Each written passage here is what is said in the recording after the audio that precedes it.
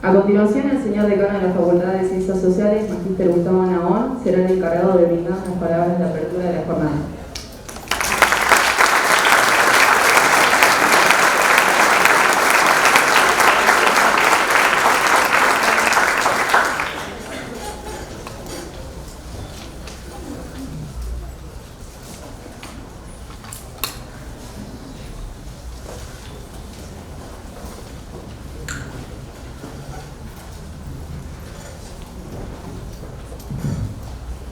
Bueno, al final llegó el día, el 8N.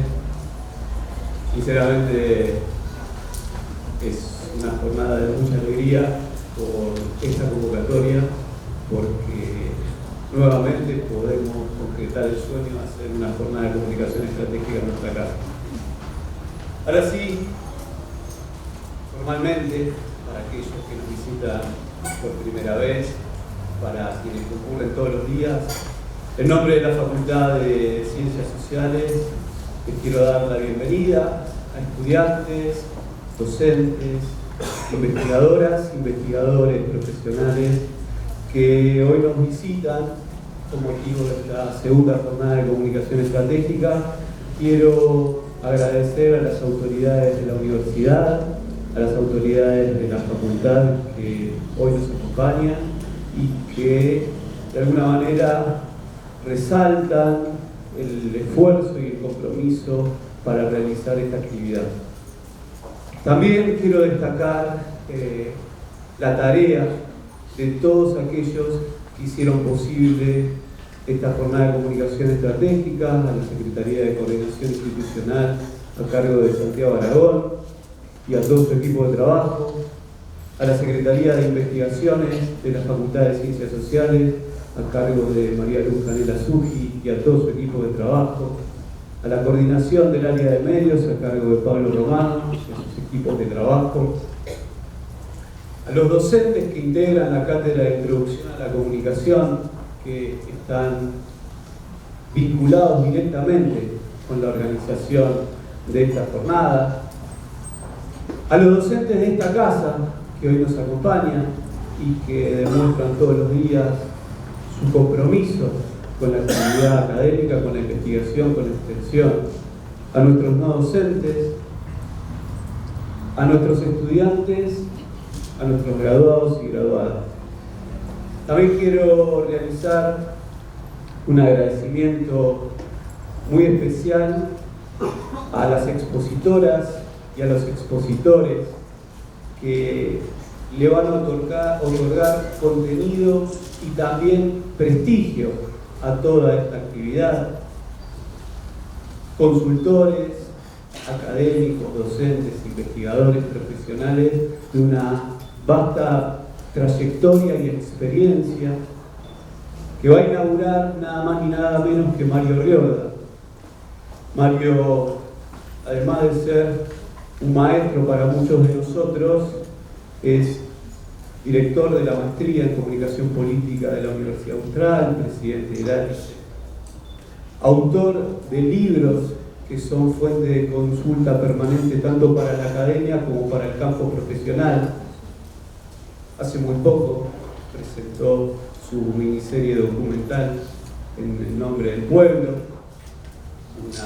Me parece que es una producción audiovisual ineludible a la hora de entender la comunicación política de nuestra región, y creo que iniciar con su conferencia empieza a vestir de prestigio esta segunda jornada de comunicación estratégica que va a cerrar justamente Robert Edman, profesor de la Universidad de George Washington y un académico reconocido por sus aportes teórico-metodológicos sobre el encuadre de la realidad mediática a través del framing. Edman viene justamente, exclusivamente, a brindar una conferencia en esta Facultad de Ciencias Sociales de la Universidad Nacional de Lomas de Zamora. Respecto de esta jornada, me parece importante destacar el propósito, que es poner el foco en los públicos. ¿Qué pasa con el público? Y es una pregunta que nos empezamos a plantear con la idea de problematizarla, generar debate y al mismo tiempo aprendizaje. Creo que las decisiones estratégicas, siempre marcado que esta es una jornada de comunicación estratégica, se toman en un contexto de interacción, en un contexto dialéctico, donde otros actores responden o reaccionan ante las decisiones de uno, ¿no? La comunicación estratégica interpreta las complejidades, o podría hacerlo, las complejidades del espacio público, las complejidades de sus actores y sus interrelaciones. Y creo que esa comunicación estratégica debe superar la mera construcción de mensajes o utilización de herramientas y estrategias de comunicación. Sin embargo, volviendo a nuestro tópico inicial, creo que tenemos que hacer una aclaración. No se debe leer en nuestra decisión de abordar la comunicación desde los públicos, no se debe leer un gesto de indulgencia, no se debe leer un gesto de buena voluntad que busque atenuar justamente una asimetría existente. Nosotros pensamos la comunicación desde el público básicamente porque entendemos que no existe otra forma de entender los procesos que involucran a la ciudadanía. Si hace casi un siglo pensábamos aquella pregunta, reflexionábamos sobre aquella pregunta de ¿quién dice qué a quién? Y esta pregunta gaboriana se enriqueció en un ¿qué hace el público con los medios y sus contenidos? Hoy la pregunta solo puede ser entonces ¿qué pasa con los públicos? Y esta pregunta tiene que ser entendida en una pregunta superadora. ¿Qué hacemos todos juntos frente a este interrogante, frente a esta problemática? Nosotros entendemos que toda teoría de comunicación es una teoría vinculada a los efectos y que todo efecto es una negociación de sentido. Y acá aparece el aspecto más transaccional de la comunicación. Suscribimos a la idea de que el sentido no viene dado y que una acción no asegura un efecto.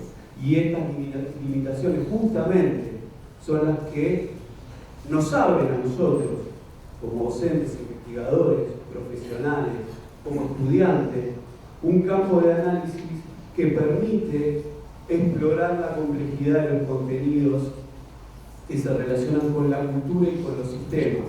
Básicamente porque el público, y estamos convencidos de ello, vive más allá de los medios y de los contenidos. El público atribuye sentido, el público atribuye valoraciones, tiene objetivos y una idea más o menos acabada de cómo funciona el mundo, ¿no? Y la potencia de todas esas convenciones va a condicionar siempre el alcance de nuestra estrategia.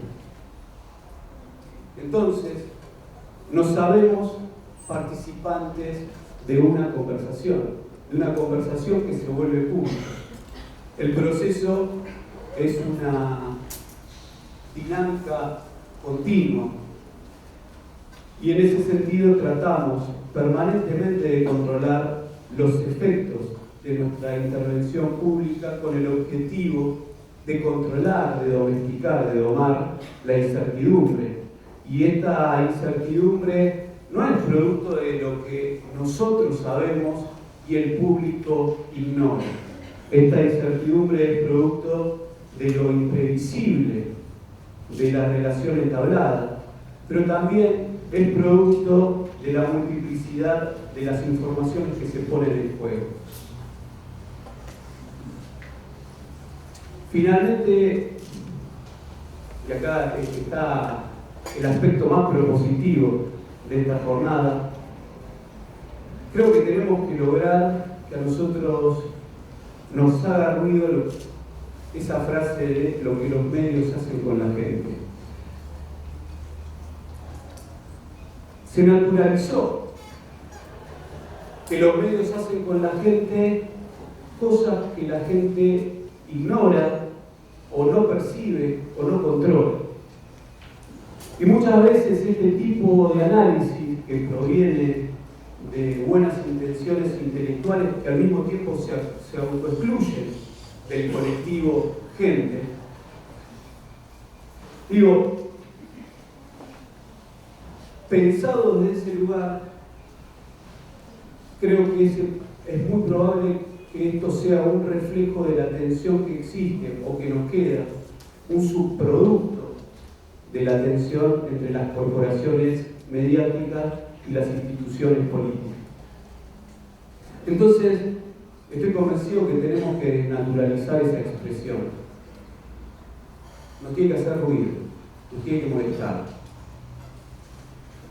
nos tiene que parecer inexacta, injusta, nos tiene que resultar una expresión por lo menos imperfecta a lo que estamos comprometidos con la producción del conocimiento y con la práctica profesional. Básicamente porque esa expresión esconde una pasividad y al mismo tiempo una inercia que nosotros entendemos que no están presentes en la condición de ciudadanía.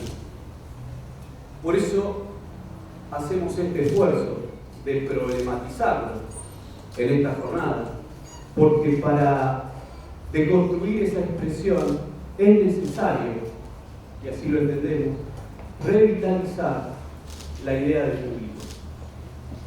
Mientras creamos que los medios hacen con la gente, el público nos va a parecer desdibujado, el público nos va a parecer amorfo, inerte. Pero si creemos sinceramente, si estamos convencidos en las posibilidades de la comunicación, la idea del público se va a transformar en un principio activo, decisor, en un principio creativo, cuya naturaleza y acciones son determinantes. Se vuelve objeto de estudio y también se integra a la poderosa conversación que a nosotros nos convoca y que determina nuestra intención de pensar en una comunicación estratégica. Por último, creo que hoy tenemos el desafío y al mismo tiempo la posibilidad de poner en conversación teorías, experiencias y aportes de distintas disciplinas para tratar de fortalecer nuestro conocimiento sobre la comunicación estratégica. Ojalá que tengamos una buena jornada de reflexión, de aprendizaje, de debate y que la podamos disfrutar entre todos. Muchas gracias. Luego de estas palabras de bienvenida, invitamos al escenario a nuestro primer disertante, el doctor Mario Riva.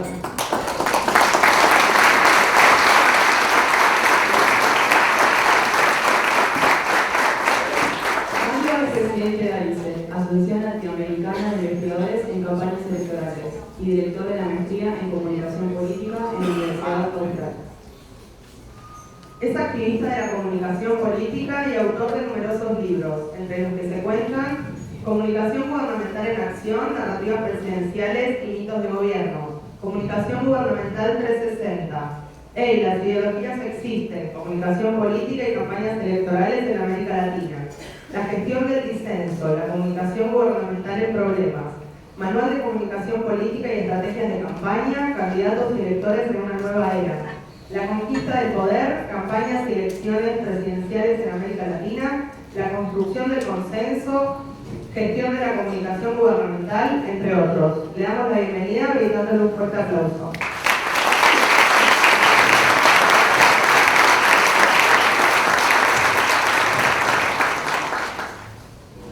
Hola, buen día a todas, a todos. Gracias, Gustavo, gracias, Santiago, se me ha pedido. Gracias a ustedes, de verdad. Hablando con Santiago y con Gustavo le decía que probablemente esto sea un poquito más que honor, sino responsabilidad. Creo que hay una distinción profunda y seria entre uno y otro concepto. Y tiene que ver, además, con poder pensar en un estado de situación, en un contexto local y regional muy diferente, muy novedoso. Ayer de casualidad estaba dando clases en un posgrado, en un taller de tesis, de maestrías. Y charlando, les comentaba a cada uno, tratando de incidir, de inspirar, de motivar, cómo uno define generalmente las tesis. Y les decía que hay una variante interesante que no hay que dejar de lado, que es inspirarse, motivarse desde la bronca, desde la insatisfacción, desde el dolor.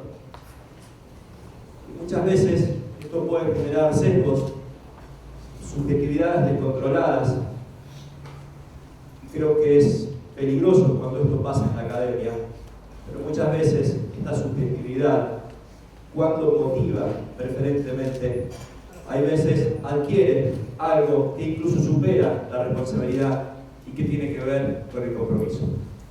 Y creo, desde la comunicación política, siendo absolutamente crítico de la expresión marketing político, aunque trabajo de ella, aunque enseño sobre ella, ir a un abordaje muchísimo más profundo que esa visión instrumental y naif que hace daño y en serio, y probablemente los argentinos sepamos bastante de eso hoy, a tiempo real.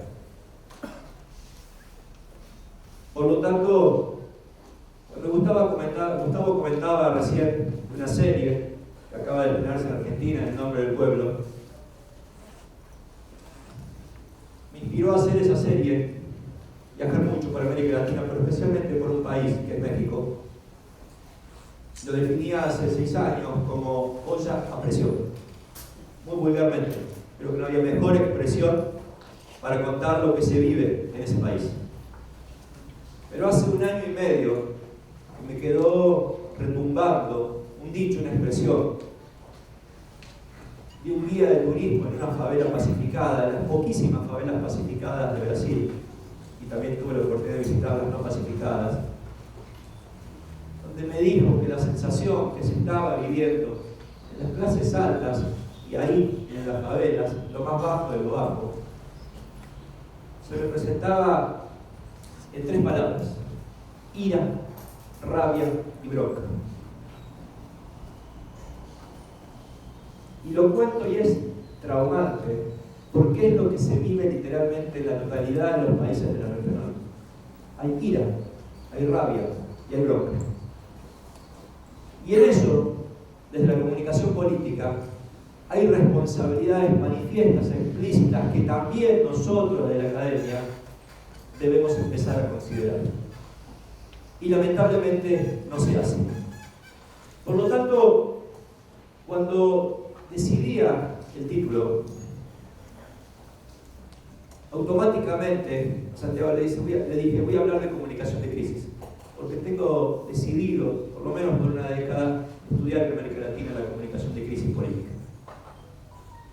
Sin embargo, cuando uno se pone a ver lo que está sucediendo en estos días, y lo digo por Ecuador, y lo digo por Chile, y lo digo por Bolivia, y lo digo por Argentina, y lo digo en general por cualquier país de la región, es que no hay comunicación de crisis, sino que hay comunicación en crisis.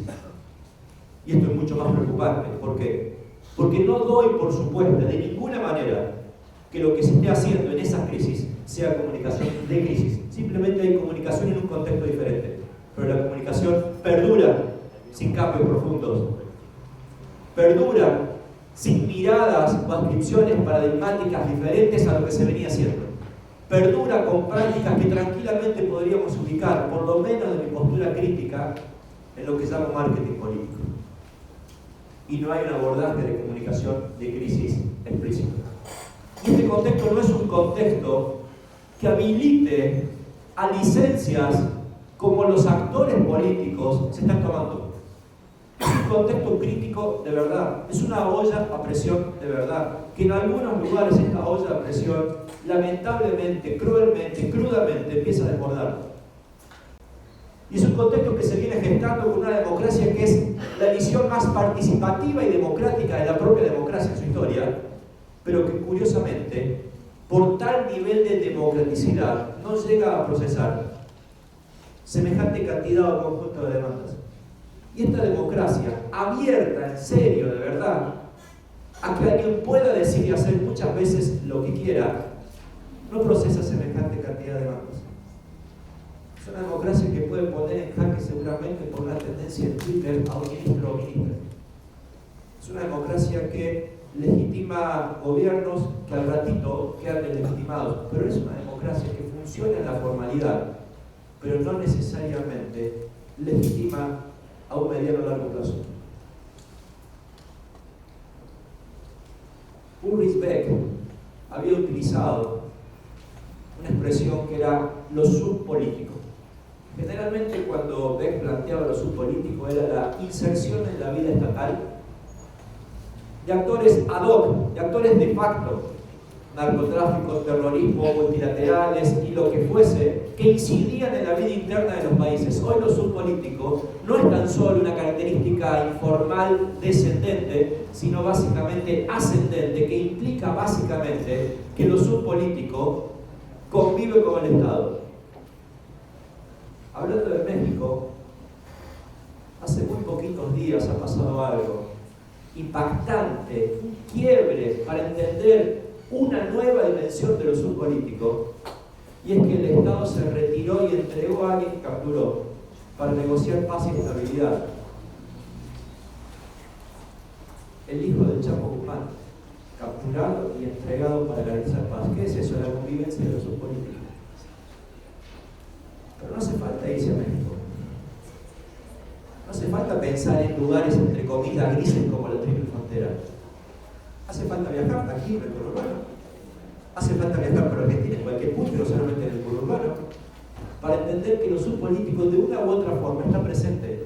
Cuando se organizan 10 vecinos y pagan una garita de seguridad o 2 guardias de seguridad, es lo subpolítico conviviendo con el Estado, es la informalidad conviviendo con la formalidad. Y esto pasa a cada rato. Cuando se organizan para darle 10 copas de leche a 10 niños por día, es lo subpolítico que sufre la acción del Estado, que no llega a dar lo que uno imaginaría.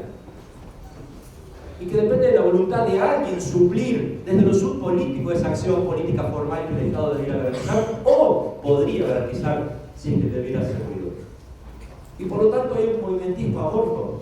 Y este movimentismo es algo sumamente interesante. ¿Cuál es la característica central de los movimientos? Es que se crean, se gestan por demandas. Y esto es una cosa sumamente interesante porque hay mucho más que identidades, que era la estabilidad de largo plazo que casi siempre garantizaban los partidos políticos. Si un partido político perdía, seguía garantizando la estabilidad. Mi identidad estaba reflejada en ellos. Cuando hablo de movimentismo, no hablo de identidades de largo plazo, hablo simplemente de articulación de demandas en el corto plazo. Si la demanda no es satisfecha, el movimiento tirita, cruje, se desarma. Y esa identidad cortoplacista toma otra forma, incluyendo formas violentas. Este movimiento amorfo es una característica dominante de América Latina. ¿Saben qué? Es imposible tipificar las expresiones movimentísticas, incluso violentas de estos días. Son muy difíciles de tipificar.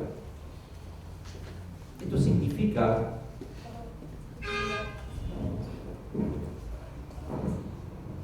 hola, hola.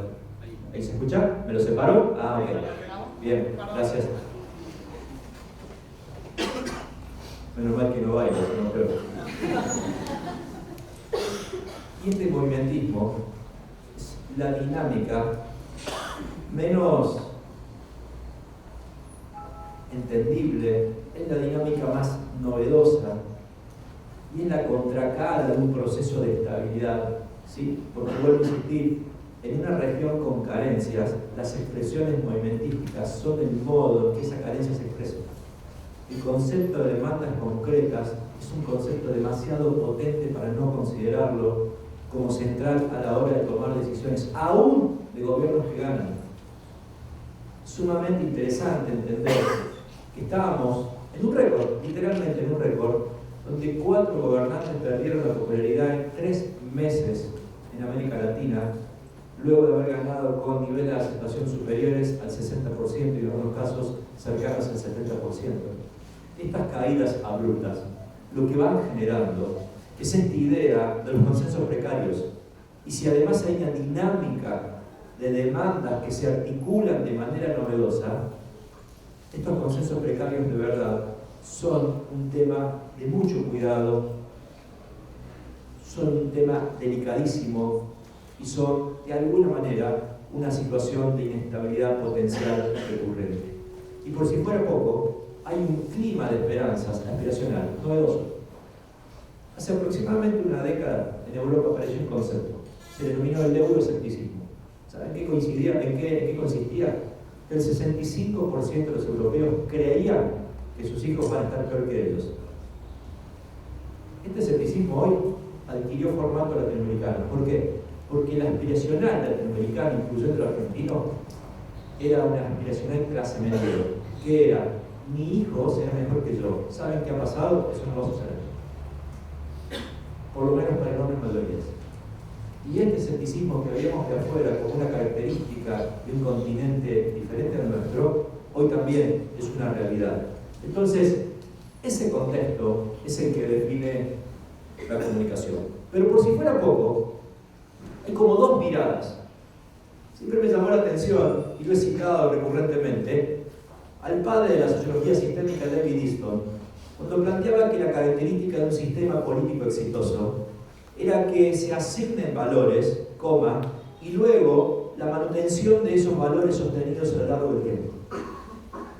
Un sistema exitoso sí acordaba, consensuaba valores dominantes y perduraban en el tiempo.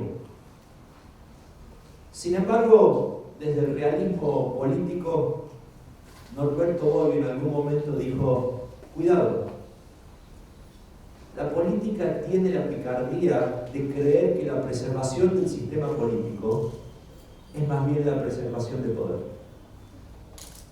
del gobernante, del poder de quien ya tiene el poder. Entonces, entre la idea de esta preservación sostenida en valores consensuados y la preservación de la persona o del poder personalizado, me da la sensación que en esta comunicación en crisis, la imposibilidad de pensarse comunicación de crisis tiene que ver con el segundo elemento, con esta postura cercana a Bobbio, donde literalmente lo que hay es un predominio no del público, de los públicos que tienen que ver con el objeto de estas jornadas, sino básicamente del poder que está afuera o frente o por encima de ese público. Y que por lo tanto, al no entender la dinámica de crisis, lo que genera es una especie de agravamiento en la idea de seguir manteniendo lógica de preservación personal, de una preservación egoísta, de una preservación que no mire el conjunto social o político, sino básicamente que se mire a sí mismo. Y por lo tanto, entonces, ahí es donde entramos y quiero poner el foco, con preocupación, con bronca, subiéndole el volumen a esta expresión, sabiendo que en el fondo cada tanto retumba, para tratar de entender esta dinámica, porque gran parte del abordaje de la comunicación se lo hace despojando la política. La comunicación muchas veces es visto como una especie de packaging ex post de lo político y pocas veces es visto como la propia política expresada como acto público. Casi siempre existe una visión reduccionista e instrumental, separada de la política, y la comunicación es la propia política expresada públicamente. No hay diferencias. No puede haber diferencias. Y cuando la hay, es porque hay ficción. Y no es que estoy criticando a Cambiemos, podría hacerlo con esto. Es que en general la visión reduccionista implica creer que la comunicación política es un acto de envoltorio estético. Pero ¿saben qué? quien se anima a diferenciar el poder de la estética del poder, tiene prácticamente el premio Nobel asegurado. Entonces, en esta definición, lo que propongo es que parte de la comunicación política, y ni hablar de la comunicación política en situación de crisis, no de crisis, de crisis, se salga un rato de la dimensión estratégica y táctica, se salga un rato de la visión de gurúes, se salga un rato de la visión doctrinaria. ¿Qué es una visión doctrinaria? Visión doctrinaria es una visión acomodaticia que tiene que ver con mi práctica exitosa en algún momento, que traslado descontextualizadamente a otro momento. La práctica es creer que lo que me sirvió en algún momento me va a seguir sirviendo. La doctrina es creer que el duramalismo es un modelo. No es un modelo, ¿saben qué? Es una subjetividad agregada de una persona a quien uno podría respetar desde el punto de vista de su praxis profesional, pero no debo respetar, y me hago cargo de lo que digo, de su visión teórica. ¿Saben por qué? Porque no la tiene. Son visiones doctrinarias. Y nuestro problema es que atribuimos a visiones doctrinarias y no necesariamente a comprensión profunda, densa, científica, académica, para llegar a visiones que tienen que ver con la teoría. Y entonces ahí sí, de verdad, la cuestión adquiere otro ribete, otra dinámica. Y la dinámica es entender que la comunicación de crisis, si no se le entiende, genera básicamente mala praxis. E incluso lo que sucedió en Argentina, aquí en situaciones X, asociadas a hitos, fueron mala praxis. Y mala praxis no es que me guste un gobierno porque soy de izquierda y la derecha, o porque soy de derecha y no me gusta la izquierda. No es eso. Eso es parte de la libertad ideológica de cada uno que se asocia al voto, a mis intereses. No hay ningún problema con eso. Lo que hay problema es que me quiera manejar con rutinas que no son de crisis, en situaciones de crisis. Pero que esa rutina además no se quede tan solo en un diagnóstico periodístico o académico en un futuro paper, sino que traiga consecuencias, efectos nefastos de corto plazo, como agravamiento de la situación crítica en donde actúa esa comunicación en crisis, que no es de crisis. Porque la aceleración de la pobreza, porque la generación de expectativas descontroladas de la economía, porque poner en zozobra el sistema político no es simplemente hacer tiritar la tesis de Belliston, es hacer daño. Entonces, cuando entendemos la idea de mala praxis comunicacional, no es joda, no es broma, no es menor, no es subjetividad. De verdad hubo un caso de mala praxis. De verdad declarar la guerra, como Piñera, a un colectivo anónimo que no sé qué carajo es ese colectivo, es mala praxis. Porque trajo muertes, porque trajo daño. En gerundio, está trayendo. Entonces, me da bronca, por supuesto. Duele, por supuesto. Desde todo punto de vista. Y entonces hay que entender la dinámica de la comunicación de crisis. Se me ocurría mientras veía particularmente el primero de estos estallidos sociales, no sé si la palabra estallido es correcta, podríamos charlar también sobre eso, el de Ecuador. Se me venía a la mente un libro de Otto Lerminger, un libro fabuloso, fantástico, de los tantos libros serios de teoría de la comunicación, particularmente con mucha referencia a la política.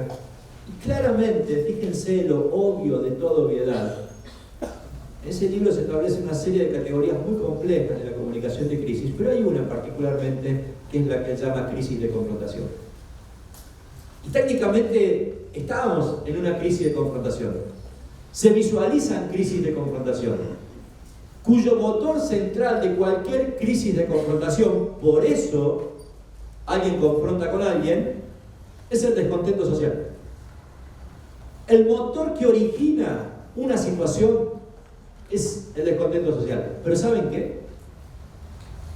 Regla de oro, básica, estudiada, probada, la capacidad de respuesta para mitigar, para frenar, para clausurar un proceso asociado a la crisis de confrontación, depende básicamente del nivel de consenso. ¿Saben con cuánto nivel de aprobación Lenín Moreno toma las medidas asociadas a la eliminación del combustible en Ecuador? 16%, la encuesta que más le daba. Ahí hay un ejercicio de mala praxis. 20% Piñera. Ahí hay un ejercicio de mala praxis. El encabronamiento de un presidente, y me refiero al presidente argentino, se da con 70% de imagen negativa. Ahí hay mala praxis. Porque la dinámica del nivel de consenso no es broma. La dinámica del nivel de consenso es un elemento que explica básicamente mis límites. Y saben que además, yo hablo de un consenso anterior, sin contar lo que significa el consenso en la propia situación de crisis. ¿Saben lo que implica una situación de crisis? Básicamente una pérdida relativa de poder acelerada. Es decir, si yo entro en crisis es porque he perdido poder, si no, no estaría en crisis. Incluso por eso este nivel de consenso es un nivel de consenso ex ante, que me da incluso un condicionante de cómo puedo actuar hacia adelante. Y entonces hay que comprender que la primera reacción de un proceso de comunicación de crisis te deja absolutamente expuesto a la garantía de cómo va a ser la trayectoria de lo que viene. Si yo actúo preferentemente mal, y luego voy a hablar qué significa mal, al inicio de una comunicación de crisis, ¿qué significa mal? Hacer cualquier cosa que vaya en contra de la aportación de certidumbre. Hacer cualquier cosa que genere mayores niveles de incertidumbre, que es el modo más sencillo de definir una crisis. Hacer cualquier cosa que siga aumentando el nivel, no solamente de insatisfacción conmigo, sino básicamente de la estabilidad del sistema institucional que me sostiene como tal. Y esto significa entonces que el origen de una crisis, que puede ser un asunto monotemático, de la posibilidad en estas situaciones de un contexto tan complejo, a que se abra la puerta un montón, a un conjunto, un pack de nuevas controversias. De hecho, es sumamente interesante ver lo que sucede en Chile. De un elemento, hoy se está discutiendo no una reforma de la Constitución, una nueva Constitución. De un aumento del boleto de transporte, un país debate, ¿saben qué? Su modelo de país. Su modelo de país, que es lo que determina una constitución. ¿Y qué es su modelo de país? Un modo de repartir el poder. Diferente, distinto. Y ahí estará seguramente en pugna, una puja. Visibiliza mi vulnerabilidad social. Si yo digo que tengo poder para controlar y no controlo, lo que hago es aumentar mi vulnerabilidad. Y esto se evidenció particularmente porque la primera respuesta a las crisis en Ecuador, en Chile, ¿saben cuál fue la respuesta militar? O la respuesta de la fuerza de seguridad. Pero además hoy hay un contexto tan complejo de entender que la chance más significativa e importante tiene que ver con aumentar los niveles de contacto, no con reducir los niveles de contacto. Entonces, esta primera gestión inicial de una crisis es determinante para ver cómo se van sucediendo, y saben cómo se van sucediendo mal, agravadas. Entonces, todavía las crisis en la idea de preservación creen, mantienen, y es buenísimo que venga Elman a cerrar hoy, porque persiste la idea mediática de un encuadre dominante. ¿Y saben que no hay en las crisis encuadre dominante? No hay más encuadres. Es más, hay que revisar seriamente la teoría de los encuadres, porque están sostenidos básicamente sobre medios tradicionales. Entonces, esto es interesante porque los encuadres son tribales, y fíjense en detalle, hablo de los encuadres y hablo de encuadres tribales. ¿Qué significa? Que no solo no hay encuadre dominante, sino que hay encuadre para mi tribu, y mi tribu implica normas de consenso, como el propio tribalismo sociológicamente implica, cuyas redes identitarias, cuyos valores que originan, permiten y solidifican ese consenso, puedan ser incluso diferentes a las normas del consenso social democrático aceptado antes, en función de lo que decía Easton. Entonces, ¿saben lo que significa? Que hay ciertas cosas que empiezan, incluso transitoriamente, a no tener la importancia que tenían. ¿Saben cuál? La legalidad. Es peligrosísimo no entender que mi norma de consenso tribal pudiera explicar que una acción violenta frente a la legalidad es razonable. ¿Y saben qué? Gran parte lo entiende. Veníamos charlando recién en el auto. Si alguien vio un tweet viral de ayer que se llamaba Barrilete Cósmico. Es impactante. ¿Qué es? Es un joven evadiendo a 13 policías en moto. Impactante, que ni Maradona lo había hecho. Por eso de ahí el nombre Barrilete Cósmico. Pero es un acto de ilegalidad que celebramos. Es una norma de consenso donde estamos celebrando que alguien escape básicamente al poder formal represivo de un Estado. No sé si está bien o está mal. Yo de hecho no me animé a hacer el retweet, pero lo gocé. Entonces la pregunta es, ¿qué está pasando aquí? Y no hay encuadres. Hay encuadres subjetivos, tribales, donde las dinámicas internas, insisto, ponen en jaque cuestiones tan complejas como la legalidad. Hace unos poquitos días reflejaba una sensación rara que me dejaron los toques de queda o estados de emergencia o los distintos nombres de estados de excepción particularmente, y tenía que ver con que en algún momento, yo hacía la comparación con lo que en la cultura japonesa se llama tatemae. El tatemae básicamente es una acción que todo el mundo sabe que es real, pero nadie se hace cargo de decirlo públicamente, porque si alguien lo manifiesta públicamente, ¡wow!, nos escandalizamos todos. El tatemae básicamente es una función de la hipocresía social, que se sabe que pasan cosas, pero no las admitimos tanto. Me referí a los toques de queda, porque uno sabe que un toque de queda básicamente hay una merma de ciertas garantías. Lo primero que merma en el toque de queda, uno es la verdad y dos los derechos humanos. Pero si adentro de eso hay cierto orden, me callo un poco, los organismos de derechos humanos seguramente activarán su voz, los apoyaremos, pero hasta ahí queda. Los toques de queda trabajaban sobre la idea de un encuadre único, que además era silenciado. ¿Qué era un toque de queda? Era un acto de censura pública, porque además ni siquiera había medios, salvo registros esporádicos de lo que pasaba. Hoy en un toque de queda, la gran consecuencia es que se acabó su poder normalizador. Los toques de queda, o los estados de excepción, o los estados de sitio, generaron algo impactante, impensable en Ecuador y en Chile, y es que se aceleró la activación social. ¿Saben por qué? Porque se acabó el concepto de tatemae, entonces todo lo que pasaba en el estado de queda se registraba por celulares. ¡Qué fabuloso lo que pasó! Salió la gente a confrontar en el toque de queda, a activar lo que pasaba. Fíjense que los dos países, sin controlar la situación, tuvieron que hacer algo que no hay registro histórico de esto, es acabar con los toques de queda. Y la violencia sigue. Como tampoco se frenó en su momento con la propia existencia y visibilidad de esas acciones institucionales, que además forman parte del organismo legal constituido. Eran estos valores de Easton que se proyectaban en el tiempo.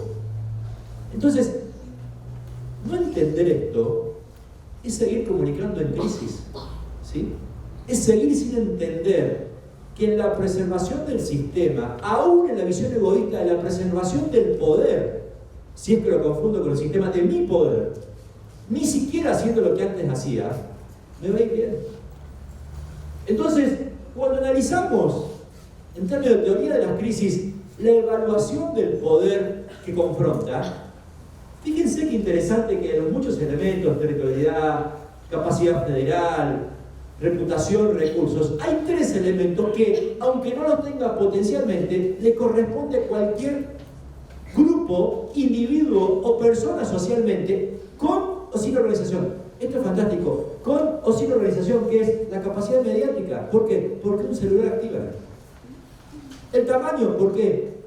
Porque se activa cualquiera en cualquier lado. Y la capacidad movilizadora. Esos tres elementos están presentes siempre, hoy, aún en estado potencial, y son una novedad. Esto no existía, es fabuloso. Y no estoy celebrándolo. Cuando digo fabuloso es porque le da una adrenalina al sistema para que aquel que crea que una situación de crisis se maneja con el poder formal represivo, evidentemente está chocando al propio sistema, además de sí mismo. Entonces, la verdad es que fíjense que este contexto, atendiendo incluso a teoría probada, estudiada, densa, hace que aún quienes conciban a la comunicación de crisis como tal, exista la necesidad de entender que esa complejidad debiera implicar humildad, debiera implicar reconocimiento de situaciones que no comprendemos y requiere básicamente algún criterio de negociación central para salir de esta situación.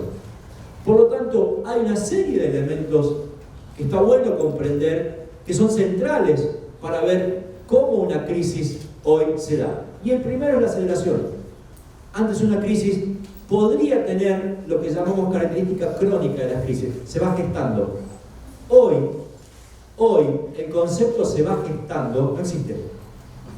Puede que se geste en un momento desde el punto cero y siempre una crisis parta de una dimensión de crisis aguda. ¿Cuál es la dimensión de la crisis aguda? Una subjetividad manifiesta bajo una expresión que es hay que actuar ya y ahora. No hay tiempos crónicos. Fíjense qué interesante lo de Chile.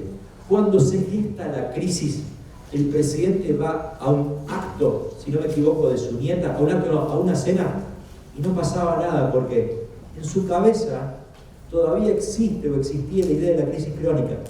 Se va gestando, veremos, hay tiempos, no hay tiempos. La aceleración implica que la dimensión de temporalidad, la perdimos, que la dimensión de temporalidad no es la de antes, ¿sí? Que es probable que tenga que tomar decisiones hasta hablando por WhatsApp con alguien carente de información fidedigna. De hecho, la característica dominante de una crisis es la ausencia de información fidedigna. Eso es lo que llamamos incertidumbre.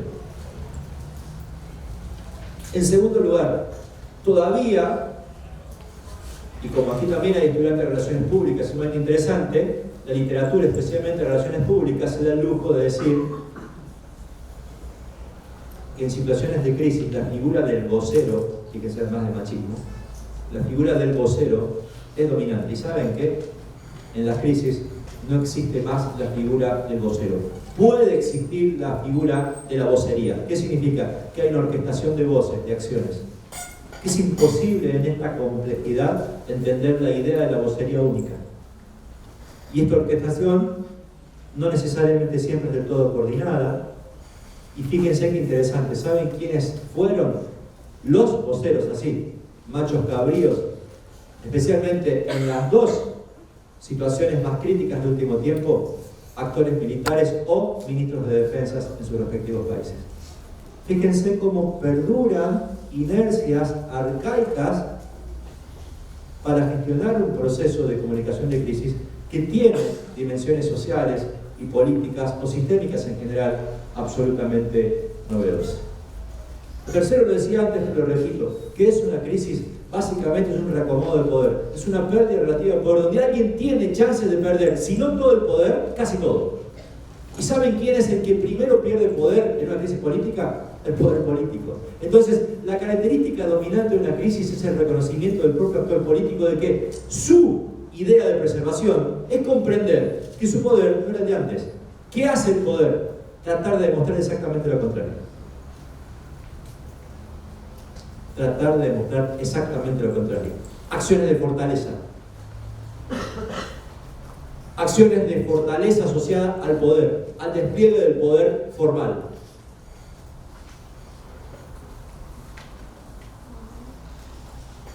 E incluso aparecen dilemas que quedan arcaicos. ¿Saben cuál era generalmente la dualidad en cómo se presentaba una decisión en términos de estética de mi modo de aparición pública en situación de crisis? Yo, poder político, frente a ustedes, ciudadanos, era si soy un líder con rasgos de humanidad que me dedico a contener, o soy un líder duro, más asociado a la idea, nuevamente otro machismo, de piloto masculino de tormenta. Y saben que la comunicación de crisis probablemente no sea ni uno ni otro.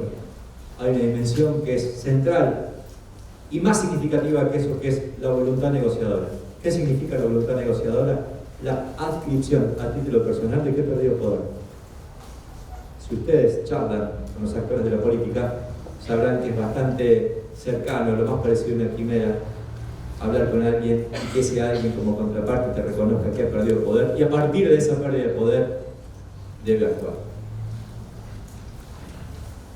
Y comprender y entender esta idea que muchas veces define lo que es una crisis, si no es uno de los modos más interesantes de definirla, pero curiosamente uno de los modos más peor comprendidos, y es la idea de demostrar que me interesa la rutina.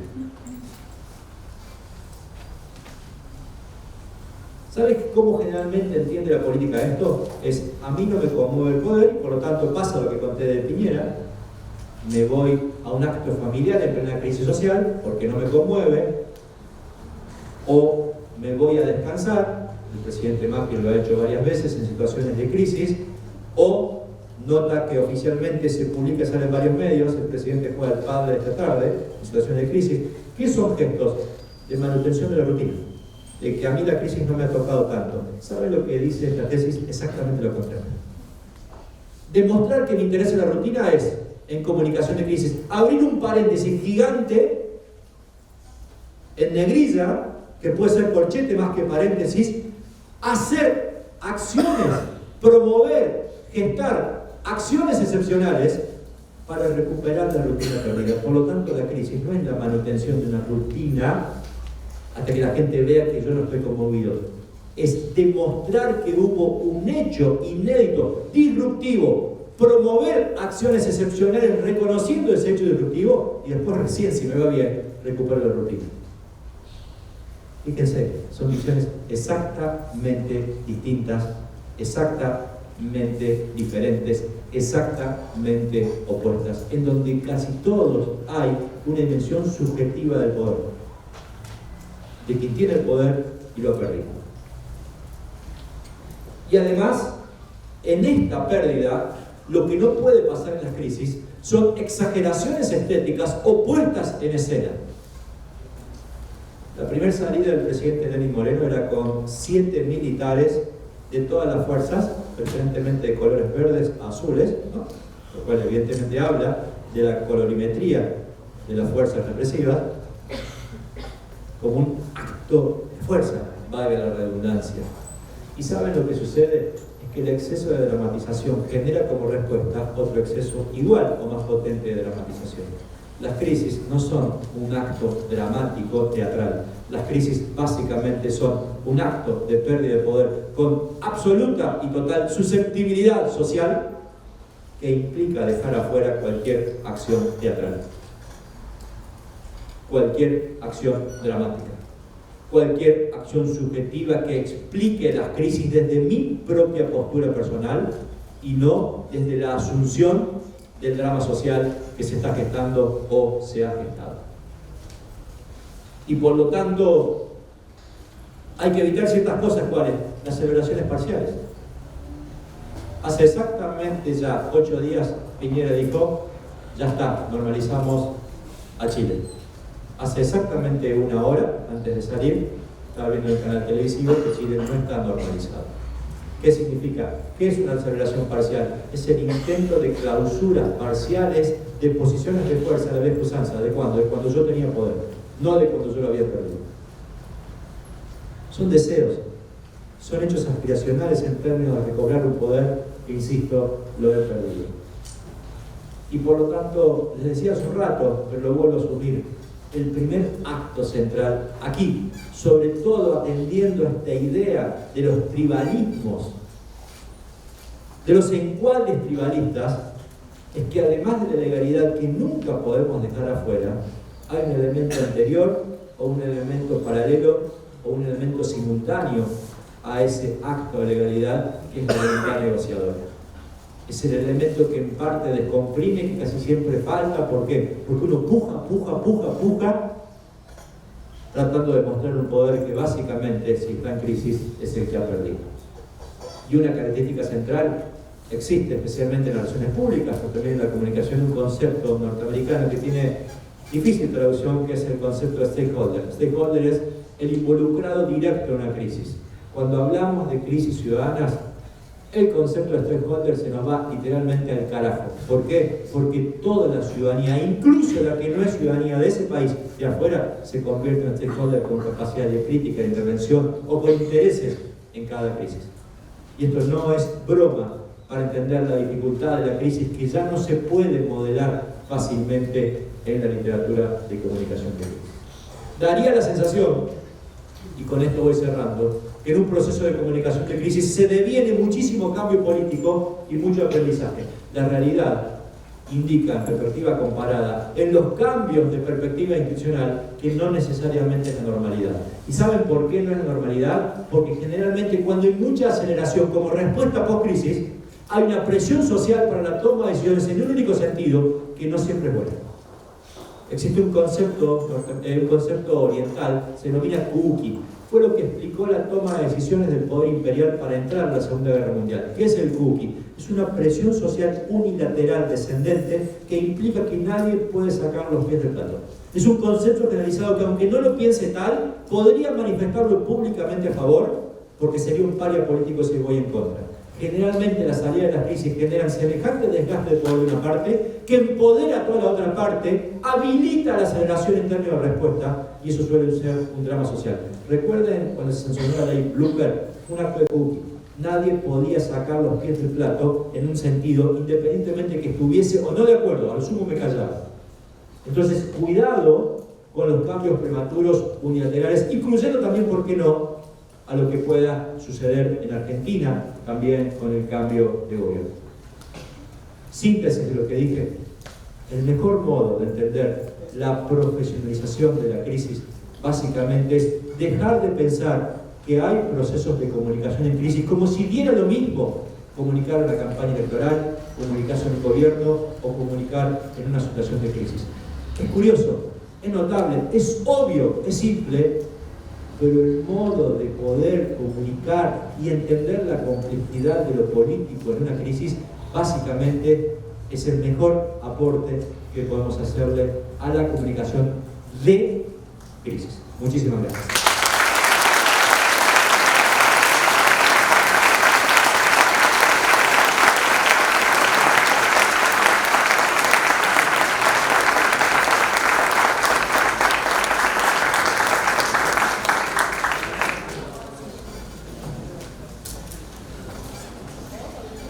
Me dijeron que hay lugar para 2 preguntas, con gusto. No sé, palabra es lugar, siempre sería.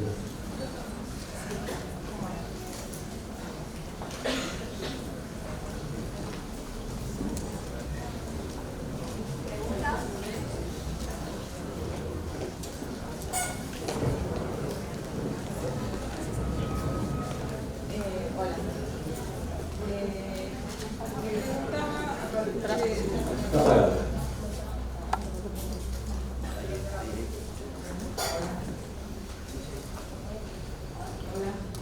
Me preguntaba, a partir de todo lo que explicaste, el caso Bolivia, que está como en plena crisis, digamos, y todavía, si bien ya hay violencia en las calles, sobre todo porque está una especie de golpe de Estado, digo, por lo menos yo no vi a Evo Morales saliendo así a hacer manifestaciones del tipo de la que hizo Piñera. Bueno, es otra personalidad, ¿no? Pero digo, en ese caso, ¿todavía se está a tiempo de trabajar en una comunicación de crisis? Sí, bueno, el caso de Bolivia lo conozco bastante, incluso de adentro. Es una situación distinta, igual de compleja, ¿sí? Porque el estado potencial tiene incluso, te diría culturalmente, ciertas acciones de violencia que pueden desencadenarse que ojalá que no.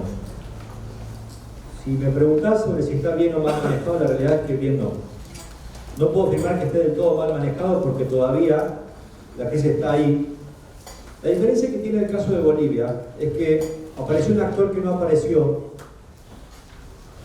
en el resto de los países, que es lo que se denomina en crisis el actor garante.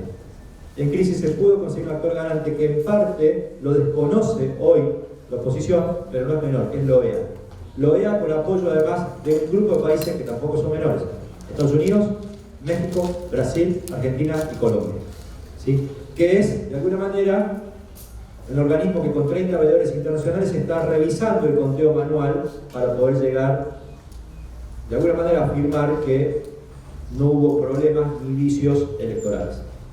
¿Qué es lo diferente de Evo o del contexto boliviano respecto a los otros? Es que no hubo una acción represiva e institucionalizada por parte del Estado, pero hubo otra cosa que es igual de peligrosa. Y es que no hay control de legalidad, lo cual en parte tiene que ver con lo que decía, pero si hay una puja, no sé si llamarle ilegal o afuera del sistema legal, es que sí se activaron a militantes a controlar el desborde de otros militantes. Es decir, al desborde de una parte, yo le contrapongo el desborde o el control del desborde de otra parte. Actores civiles, movimentismo, ¿no?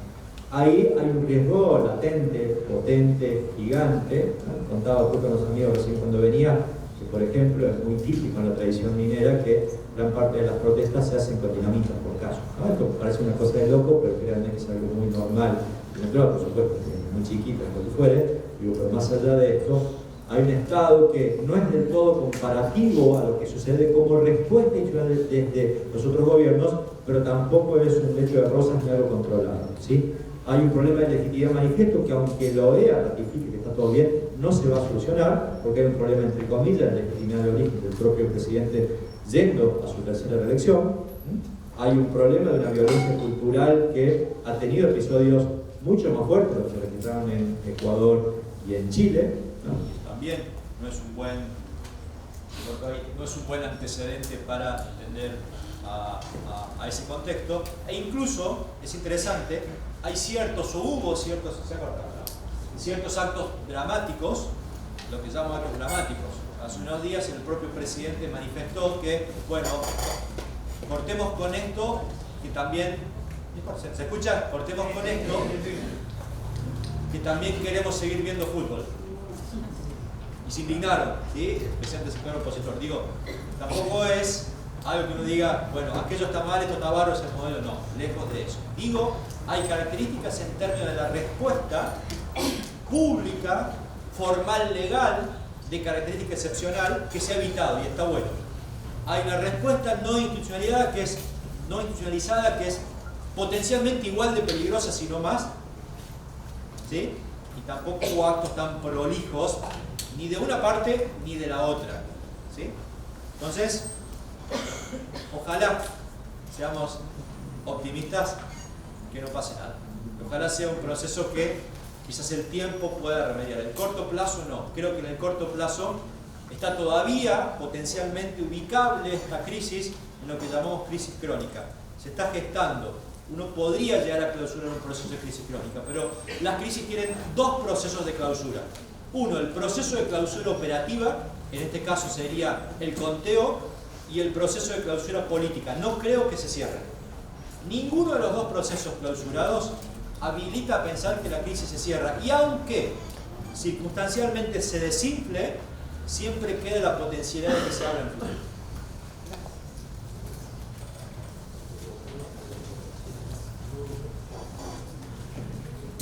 ¿No más? Chao. Pablo, a mí me quedó un poquito de gusto amargo. Me quedó algo de gusto amargo cuando terminaste la exposición con respecto a tener cuidado con estas cristalizaciones de los movimientos amorfos, de que pueden intervenir en cualquier cosa debido a precisamente, o si no nos gusta nos callamos, o porque también entendiendo que en esta comunicación en crisis es muy difícil por ahí tomar la posta para poder dirigir toda esa organización, toda esa bronca social, ¿no? Y me quedaste reflejando y mi pregunta era, entonces tenemos que ser así de pesimistas en el sentido de, pucha, ¿qué papel podemos tomar desde la comunicación, desde el acto de lo político, para que no venga un caos social, para que no se vaya todo a cualquier lado? Y creo que por ahí está en el hecho de que en última instancia estamos quitándole el velo a lo que de verdad son los motores sociales del avance social en cuanto a garantía de derechos y en cuanto a llegar a poder garantizar esos derechos desde la bronca social, que en última instancia están velados por las formas de la comunicación, que se lea de la academia, desde la práctica, desde todo.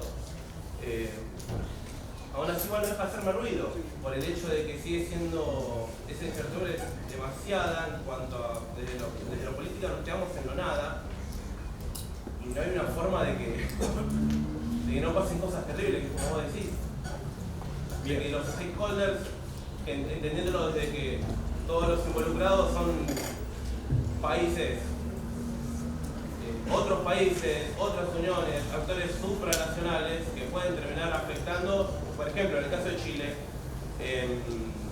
de forma más allá del pueblo chileno, sino de lo supranacional, por otros intereses. Sí, comparto. Me duele eso. Comparto.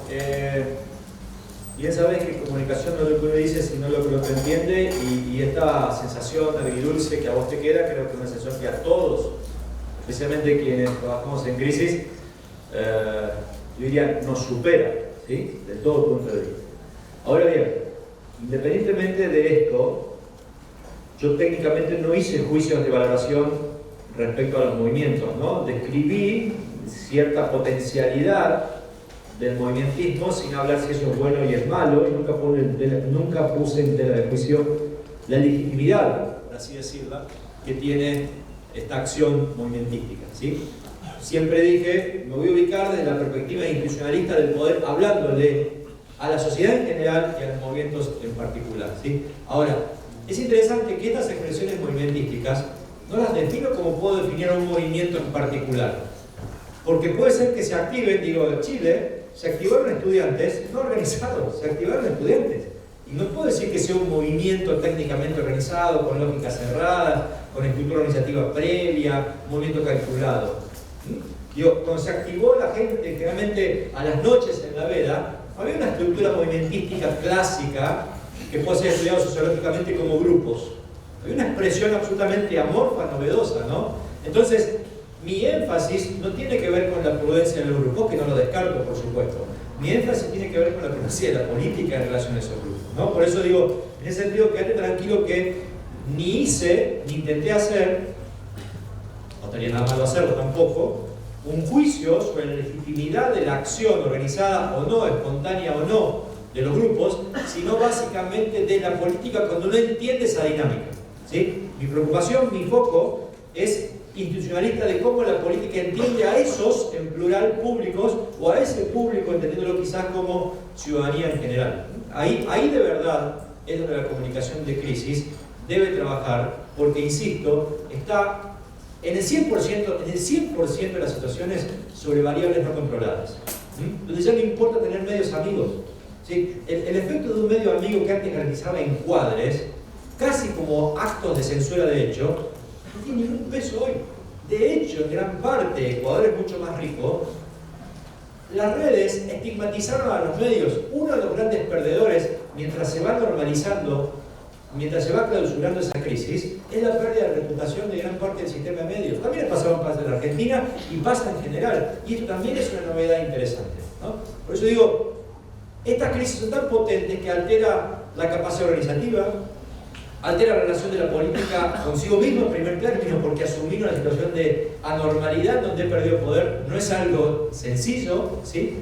Va mucho más allá de la dimensión psicológica, muchísimo más allá, pero también la incluye, donde implica básicamente actores que han tenido una capacidad de encuadre dominante en los medios que la han perdido.